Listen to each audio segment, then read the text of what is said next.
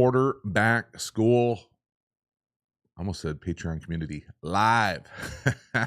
Little Friday live. Let's go. Let's get to work. Yeah. Draft season, y'all. Fire it up. It's been a minute. It's been a minute since the YouTube. It's been a minute since the YouTube. Been putting in some videos over at the quarterback school Patreon community. The college football film thing, guys, it's real. Okay, it's real. You see it out there. Okay, thoughts and prayers.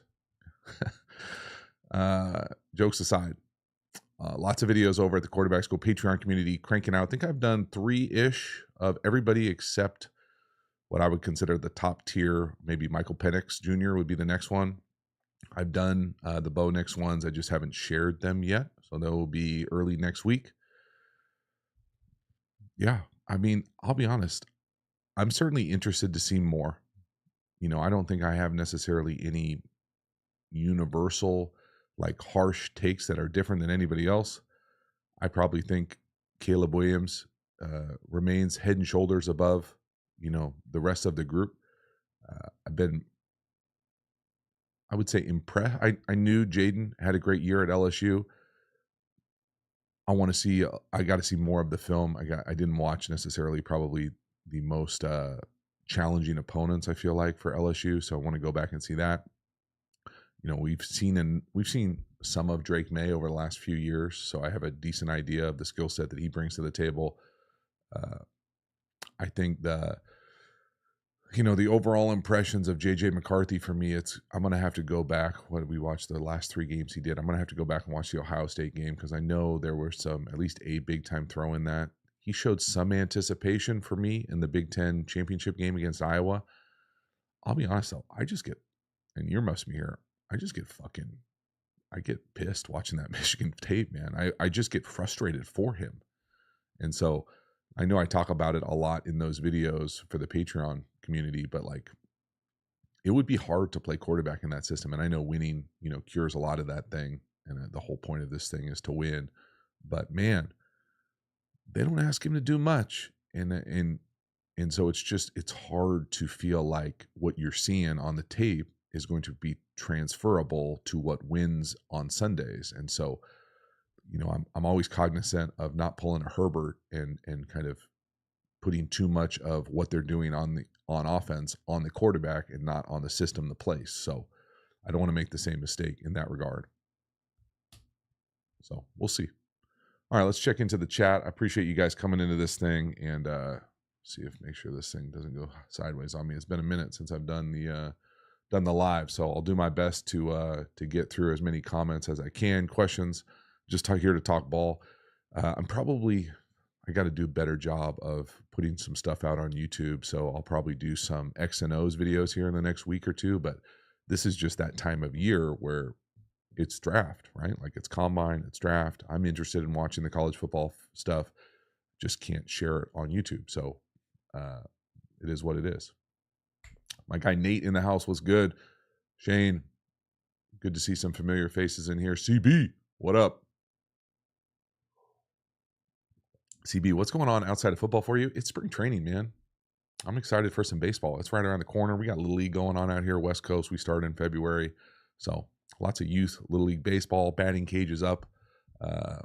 Just having fun with that, man. It really is. I have a lot of fun. I probably have more fun than my kids with the baseball thing. So hopefully they enjoy baseball as much as I enjoyed baseball growing up. It's fun for me to see them kind of maybe not fall in love with it, but just really, really enjoy it. And so having fun with that stuff. Got a good commute right now, so take advantage of that.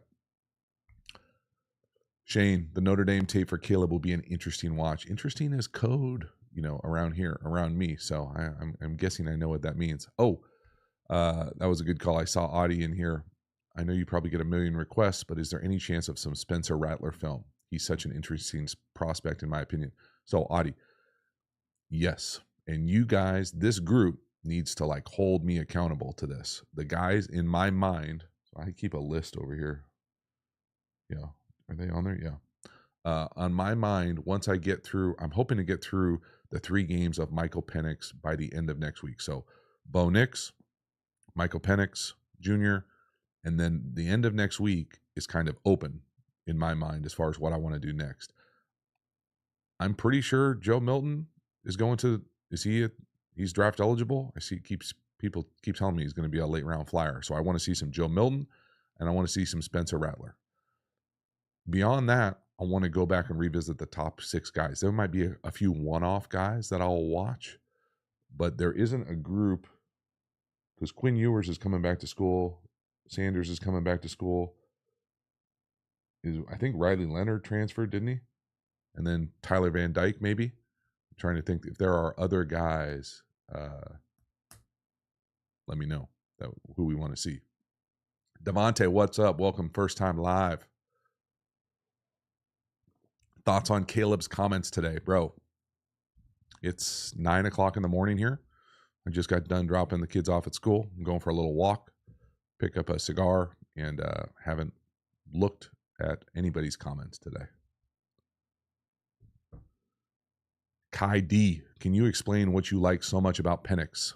I haven't watched any Penix film from last year. What I like about Penix is I got to know him over the course of Elite 11 for a few days. I think he's a good dude. I thought he had a great year. I thought that offense is going to be fun for me to look at because I do think it is a bit unique to college football. Thought he had a great game versus, I think it was Penn State when he was at Indiana before he got hurt. One of those times. There's a lot to like about Michael Penix. The other thing about that, Kai, I will say, and this is my own bias, okay? So I remember before I went to the Chargers, I was with the Chargers for a hot second when Phillip was there. And I remember watching from afar. I always thought I don't know if you guys, this might be dating myself too old, but like there used to be this weird perceived national feud between Jay Cutler and Phillip Rivers, like because of a Monday night game. I think they were like jawing at each other. There were a handful of guys like that I was just like, that would be you. Like, it's just a different quarterback vibe. Like I was like, you don't see that a lot. Not that there aren't super competitive guys that talk crazy amount of shit and trash, but it just came off weird to me. And so then I go to San Diego and I'm like, what's this going to be like? Like this dude, he's got like a weird, at that point he was kind of youngish in the league. And so it was just kind of like, I don't know what I'm getting here with Phillip, and he throws it kind of funky. He pushes it. Well, when I got there and he does push it a little bit, he earmuffs me, he legit fucking spins it. And so he could spin it with his unique, how he was able to get rid of it. He was also 6'5", monster of a dude. So even though it's low, it's high. So the arm action thing with Michael, yeah, it's a thing. I've seen people overcome it. So it's not as much of a thing for me.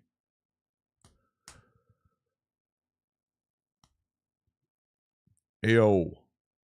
JT, first time high school football coach here. Any advice? Yeah, bro, don't do it. I'll be a defensive assistant and positions coach for DBs. Whoo, baby. Well, depending on where you're at, Caliphite,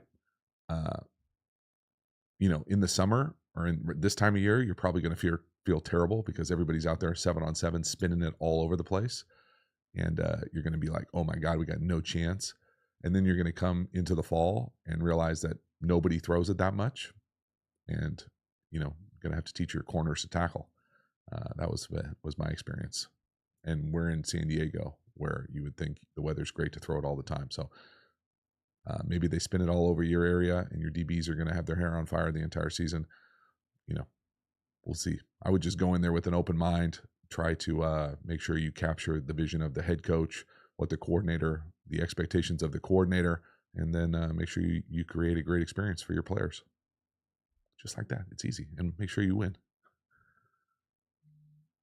Why is my phone blowing up here? Hold on one second. Oh. All right. We got 140-ish of our closest friends in here hanging out. I do appreciate you guys hanging out, supporting the channel. JL, Tulane kid, worth of you. Yes. I don't know what his name is, but I agree. I've got a list of like the auxiliary guys I'm going to try to get to at some point because I was an auxiliary guy. And, there have been some auxiliary guys that have been good for the channel. I think of the most prominent, obviously, is Brock Purdy. people still go back and watch Brock Purdy film I put out a long time ago. I don't know if it's still eligible. I feel like all that college football stuff got blocked, but there were a few Brock Purdy games I did years ago before he. The thing about Brock Purdy's college career is I would think I was pretty high on him, maybe as a sophomore or a junior, did a few videos, and then he didn't play as well his senior year for probably a number of different reasons. And so it just kind of, that's where it was. But those films of him being younger in college, people still watch those and tell me all the time, like, oh, da, da, da. I'm like, it was just like this. Like, oh, the Tulane guy. Yeah, we'll go do a couple videos. You just do whatever's consistent or do whatever, people recommend, and then it lives forever. So I'm just describing the film for the most part. Marcus. Plus, JT, I just posted your film breakdown on my sports group and teach my youth football quarterback the game. Thank you. You are welcome. Glad things work out. Trevor, favorite play action concept for high school? I'm a big fan of iterations of scissors. So in my lingo, that would be same side on the outside post on the inside corner, but we would carry different iterations of that. So really it ends up being flood variations. So post, corner, post, sail. I think of it as like sell the over, come out of it is one of my favorites. I'm a big fan of booting towards a post back across the field. So put it in your slot and run like smash. So move towards the smash. Instead of running corner hitch, come out and run corner post back across the field. And if it's man coverage and you have an over with it, there's all sorts of space to throw that big post back the other way. Fish and chips, bro. You just put me on blast. Jay Bush, what is your quarterback ranking for this class? Jay Bush, it is ongoing, dog. I usually try to put out a ranking just because I get tired of answering that question, to be honest with you, in early-ish April. Man, is April 1 month away? I got to think of an April Fool's video, actually. I haven't thought 1 second about that. Holy moly. Nate Taylor, Spider 2Y Banana. No, bro. Not Spider 2Y Banana.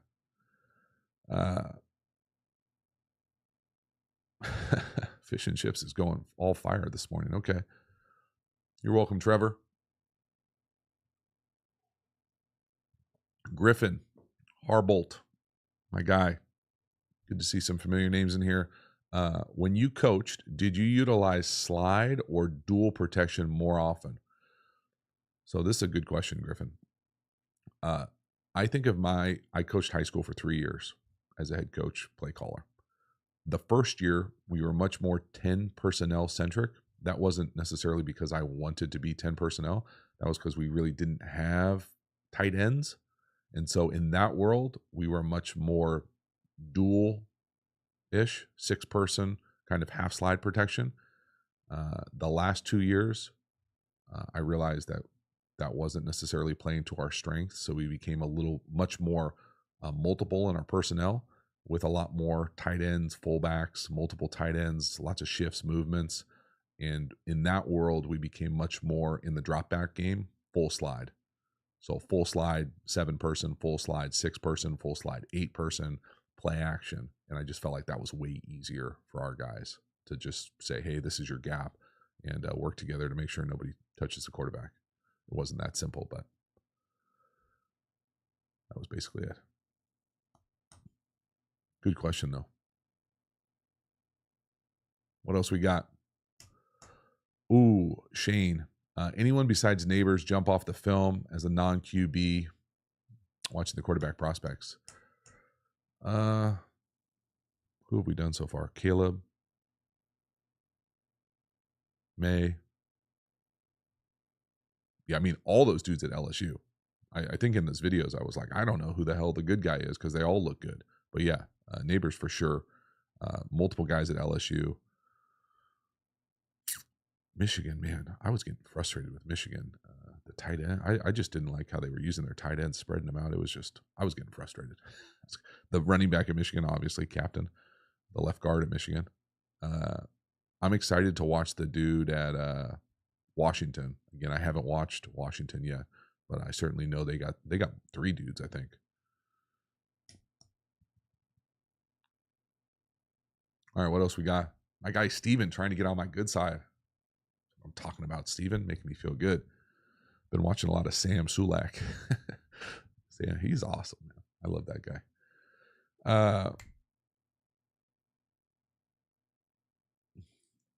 Adam, I'm assuming that says if you're Joe Shione, is that the GM for the Giants? Do you move on from Daniel Jones now or give him one more opportunity? I wouldn't have given him the last opportunity. Shane, what's your thoughts on the go-go stuff? A run game fanatic. As a run game fanatic, I also, yes, I'm a run game fanatic. Yes, I think the go-go stuff is cool. If I was still coaching, I would probably have it as like a sprinkle or like an auxiliary or like a mess around to keep the guys interested. I will tell you that and this is just anecdotally my own experience, taking over a high school program, the first year is tough for everyone, not just the coach, but like the players, especially if you're a guy like me who is like, I consider myself a volume guy. Like I would like to carry a lot of plays to feel like I have a lot of, for lack of a better metaphor, ammunition in the gun to be able to, I want to shoot the full clip. Like we're going to play our best plays, that type of mentality. And I do hate that analogy, but it works for me for how I've always thought about it. But then as we got along, so the guys that were sophomores that were then seniors when we were really good, those guys I could give a lot more to because they had been in the program for 3 years. They knew the terminology. They wanted to push the level. They wanted to be the tip of the spear in the area for what we were doing and having fun with it. And they had fun with it and they embraced it. And so if you have a group like that, I think you do a lot more like auxiliary stuff. If you've got a super young group or you're just taking over a new program or you get a new churn every year like you're a freshman coach, well, then it's going to be hard to carry a lot of go-go shit. You know what I mean?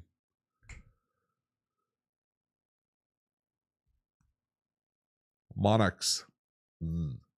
Sorry, Dad. Probably butchered that name. Is there a preferred destination for free agent quarterbacks you'd like to see? I mean, I think of it as, are there more destinations than Pittsburgh, Atlanta, and Denver? Well, I mean, Chicago, Washington. If I was let's play this game. Play this game in your head with me. Say you are a big time quarterback. Okay? Say you are whatever, Justin Fields or Kirk Cousins. Where would you want to go? Where do you feel like you would go to be able to win quickest? I think historically you would say Pittsburgh, but as a player, I always think division first. And I think that division is tough as hell. I was in that division for a hot second. I think it's tough as hell. I think the NFC South is probably the lowest hanging fruit. Definitely not the AFC West. Hell no. So like Oakland, Denver, hell no. So I'm probably trying to get to Atlanta. Now, I don't know who's running the offense in Atlanta, but they got some weapons, theoretically. Yeah, the last guy they had some weapons for the last guy, though. Oh, New England. Who's running the offense in New England? I don't know. Yeah, I mean, I don't like the AFC East either. I think that division is tough as hell, too. Lance Cohen. What offense do you think is the best to run spread, multiple, run and gun, or would you rather run an offense based on personnel? Lance, I don't know what that question, that it depends. Like what level of ball are we talking about? I think the easiest one would be to say that your offense should be adaptive and multiple enough to fit your best personnel. That probably flies in the face of some guys that are like, slot T experts or wing T guys or air raid guys. Like I don't have a certification. I don't really care. I don't think of it like that. I definitely think now that I've done it a little bit, and as a player, I prefer systems that are adaptive enough to take advantage of your best player's skill set.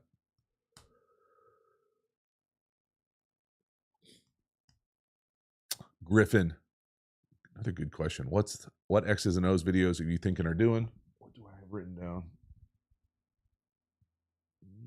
I have mesh and Y cross as I make cert jokes. If there are other ones, I just feel like, what was the other one? I don't think I've done a Hank. Like, I need to do these ones just so that when people make comments about why I don't like something or why I like something, I can just send them the link so I don't have to explain it every single time. So I'm trying to do that. Oh man, Van Pelt is in New England. Did I play against Alex Van Pelt? I feel like that name is certainly, I feel like I definitely remember him playing quarterback. Was he a quarterback at Boston College? I think he'd been a coach for a long time in the league. Lance, we're talking about high school offenses. I personally prefer multiple. I would push, the other thing I would add, Lance, with that, what offense is best at the high school level, whatever you're comfortable teaching. If you're comfortable teaching the wishbone, do the wishbone. Double wing, do the double wing. Don't teach something you're not comfortable teaching. But if you don't know, or you're a young coach, I would just go try to latch on with whatever you think is the best program in the area and learn what you can. Paco Simbad, best part of San Diego besides Cardiff. Yeah, bro, stay in the North County. I like it. Good for you. Flex Bone, Steven knows me. The beer. I always think of the beer as it's my guy name. All right. Matthew McConaughey in the Marshall. He's like, kind of looks like the beer. It's a terrible impersonation. Oh, we got Budapest checking in. Very cool. Appreciate you. What time is it over there in Budapest, Peter? Ryan Harris, do you think the NFL will ban hip drop tackles? Yes. I love yes or no questions. Oh, Hoss Y Juke. Chris, that's a good. Hold on. See if I can get a pen. Hoss Y Juke is going on the list. Just like that, Chris. Was it Chris? Yeah. Hoss Y Juke is good because there are clinics of Ed O'Brien doing it online too. Not that I think I'm in the same category as Ed O'Brien, but I do think, Bill O'Brien. I do think that it is one of those plays. Hoss Y Juke is one of those plays where I've been around enough programs and systems to know that there are different ways to read it. So like there are some plays that are just straight up pure progression. Like it is 1, 2, 3, no matter what the coverage, where I think Hoss Y Juke has a lot of flexibility as far as how you're reading it. As far as, are you a seam to juke? When can you throw the hitches? When can you throw the go? When are you working the seams to the juke? Like there's a lot of nuance in Hoss Y Juke. That's a good call.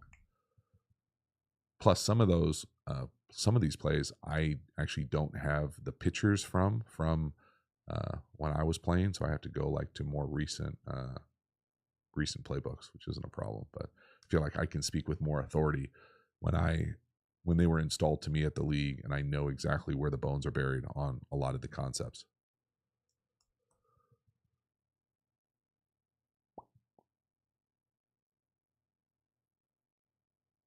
Odell, you ain't never been to the Southeast.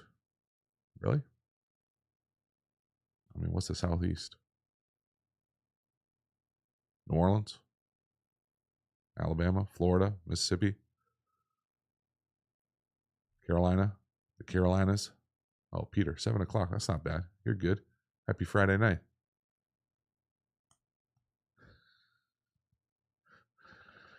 Oh, man.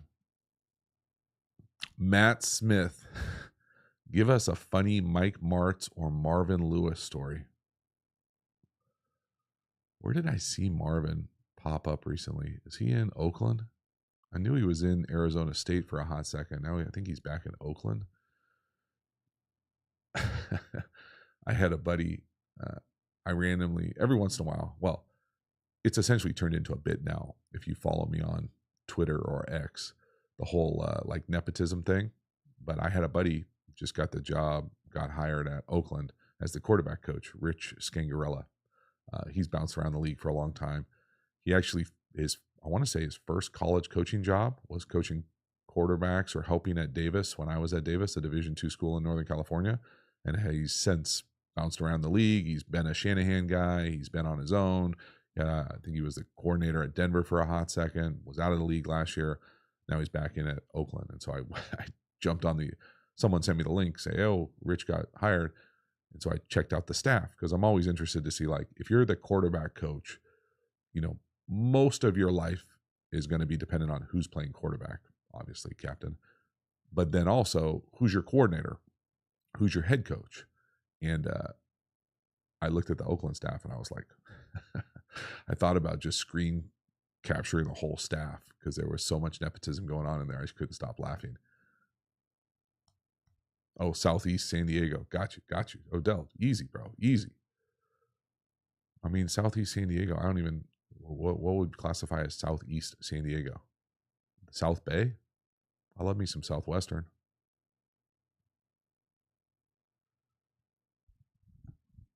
CalBear949, since the time you started, have you changed your view on what things to look for in a quarterback prospect? What makes a Bryce Young versus C.H. Stroud? Since I started, is there anything that changed my view? I mean, probably the thing that's changed my view when it comes to looking at quarterback college film more than anything else is just how much the offense, how much the quarterback is dependent on the system, if that makes sense, or is only allowed to navigate within the confines of the system. And I think of, I'll just call it like the Herbert experience. I personally, and look, CJ Stroud had the best year, I think, of any rookie quarterback ever. Is that fair to say? Probably. I don't necessarily know. I don't want to go be the guy who says 1 year is the mark that he's, for sure better than what Bryce Young will be. I think right now it sure looks like that's the trajectory, but it's only been 1 year. I know it's hard to pump the brakes, and I know it's hard when there's going to be staff turnover, but CJ Stroud is going to face some adversity at some point in his career, y'all. He is. We'll see what Bryce Young does. It's a 1 year snapshot up until this point. I'm comfortable delaying the decision till probably a half decade out is where I feel comfortable, 5 years out. So we'll see.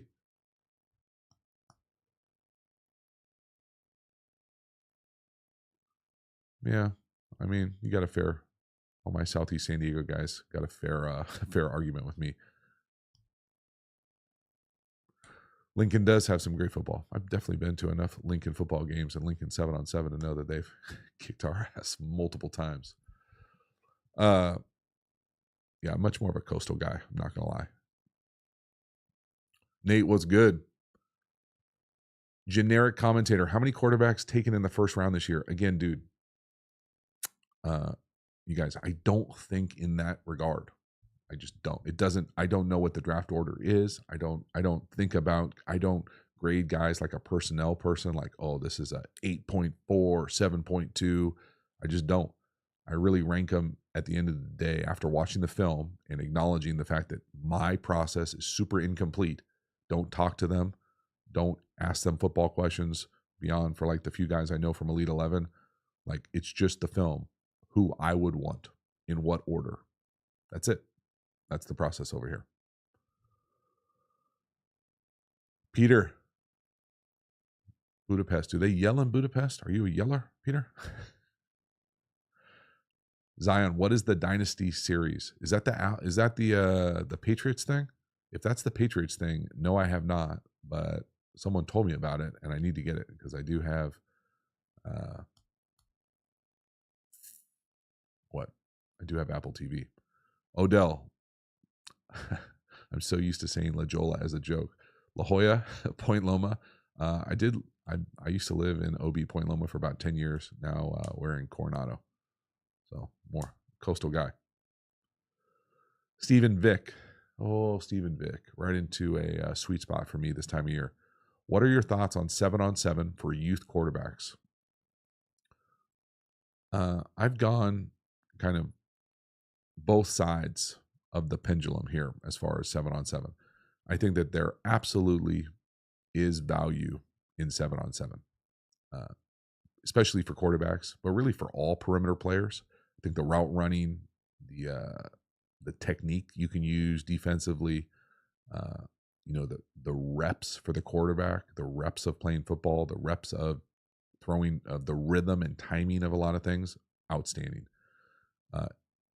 Did I see 7-on-7 translate to a lot of success during the games in high school? I'll be honest, no. Like, people out there running coverages that they don't run in games, people out there running concepts people don't run in games, people running 5 people out all the time like they're, spread crazy. It wasn't my experience. So much so that we actually stopped doing 7-on-7 at practice when I was coaching high school.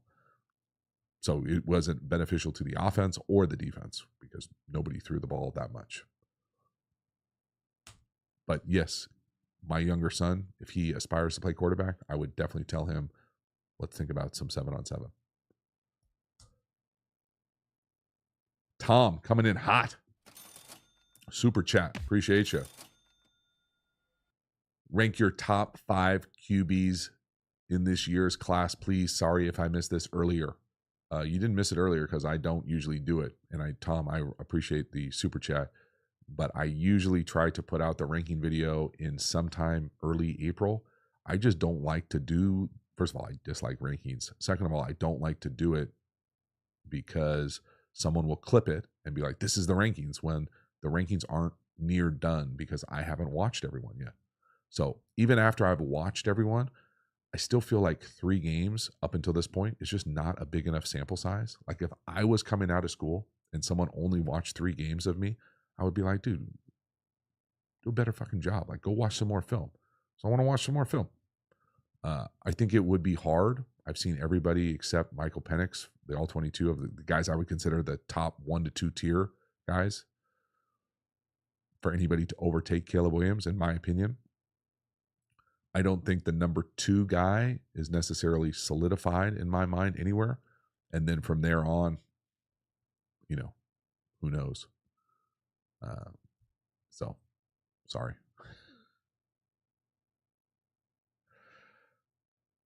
Appreciate you guys as you come in. Hit that like button. Make this thing continue to go. I've been kind of slipping with the whatchamacallit, little gifts here. All right. We'll do a handful more and we'll be out of here. I certainly do appreciate you guys hanging out.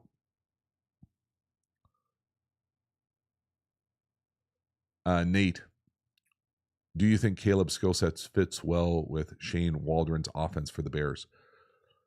Hey, dog.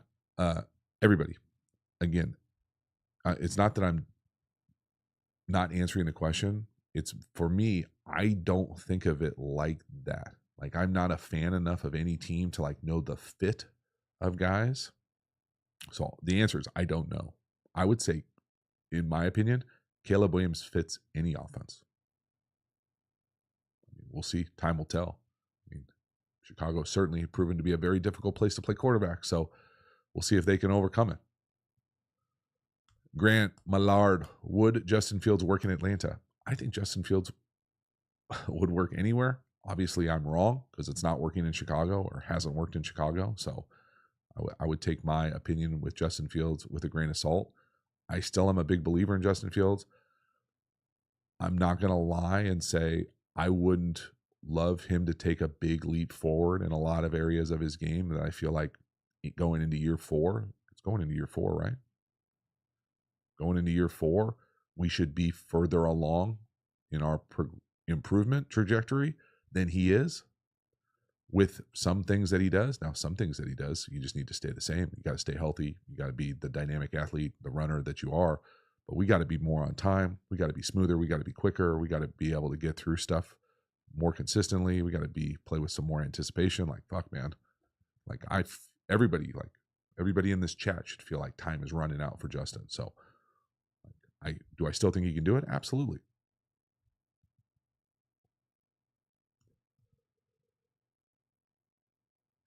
Odell Harden. Are you ex-military? You said Coronado. Not ex-military, although I appreciate you thinking that. It's always fun for me in Coronado when people think that. No. My wife grew up in Coronado, so she wanted our kids to go to Coronado schools. Her mom was an educator in Coronado, so that is the Coronado reason. What else we got? Adam, Do you think there is bias in how we see the tier 2 guys in this class because of how Caleb Williams is seen? Would they be considered number 1 picks without him? Yeah, for sure. But I mean, that's every number 1 pick, right? Like if he wasn't the number 1 pick, there would be another number 1 pick. I think it would be much more of a discussion. I don't think there would be as much consensus around Jaden or Drake May. And I'm just lumping those two as the kind of front runners for the 2 spot, or for the, if Caleb wasn't in the draft, what it would look like. I would think that as people watch the film, the small film that I've watched, the small snapshot of film, I would guess people would gravitate more towards Jaden Daniels. That's just my initial guess. I'm certainly going to watch more, but I mean, you can put it in pencil right now. I would say it's probably Caleb, Jaden. Pencil. Make sure you pencil that. So we'll see. What else we got? All right, guys. I think that's about it. I got to finish up a Patreon video. Again, I do appreciate you. If you're looking for all that college football film, hop over to the Quarterback School Patreon community. That group really has kind of taken this thing to another level, starting in the fall, but as it continues to go. So, and then be on the lookout for the X's and O's video. If you have X's and O's ideas, hit me on something, not in this chat. I'm not going to go back and look in the chat. All I got X's and O's wise was Hoswai Juke. So if there are other ones, come at me some other ways, and we'll go from there. One more here, because I saw something that triggered me. Would so many people dislike Caleb's leadership or personality if he was blank? I don't know what the hell that means, Paco. I do, and this is just me. Okay, so roll with me here on my little soapbox. I get hypersensitive. Yeah, I'm a hypersensitive guy. I get hypersensitive when people start making grand, sweeping comments about someone's capacity for leadership. Now, part of that is because I have a doctorate in leadership studies. So I'm already sensitive about it. The part that is hard for me to quantify or make sense of is you don't know unless you're in it. Like someone's capacity for influence can certainly grow and continue to kind of evolve as they evolve as a person. And so to say, hey, I don't like this guy because he cries and he paints his fingernails, well, then I say, fuck you. Okay. So that's just me. Now I know that that's probably triggering to some people who would be really offended or caught off guard if their kids painted their fingernails or cried. Okay. I mean, would I love it if my kids painted their fingernails? Probably not.